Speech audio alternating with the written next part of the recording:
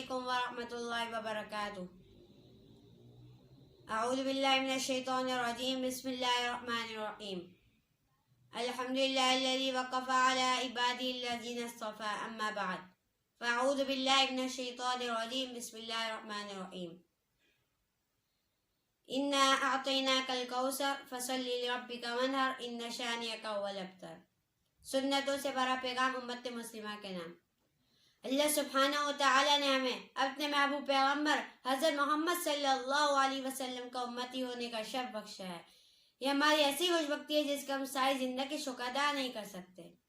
نبی کریم صلی اللہ علیہ وسلم کے اپنی امت مسلمہ پر بہت سے احسانات ہیں جن کا ذکر ہم اپنی انگلیوں پر نہیں کر سکتے۔ اللہ تعالیٰ کی رضا حاصل کرنے کا آسان ترین راستہ سنتوں کی پیروی ہے۔ سنتوں کا خلاف ورزی کرنے والا کبھی بھی ولی نہیں بن سکتا۔ اللہ سبحانہ و تعالیٰ کے امت مسلمہ پر بڑے ناز کرم ہے۔ اس کو حکیم شاہ اختر صاحب رحمۃ اللہ علیہ نے اپنے شعر میں سمجھا دیا ہے۔ نقش قدم نبی کے ہیں جنت کے راستے، اللہ سے ملاتے ہیں سنت کے راستے۔ یہ شعر میں دوبارہ عرض کرنا چاہوں گا۔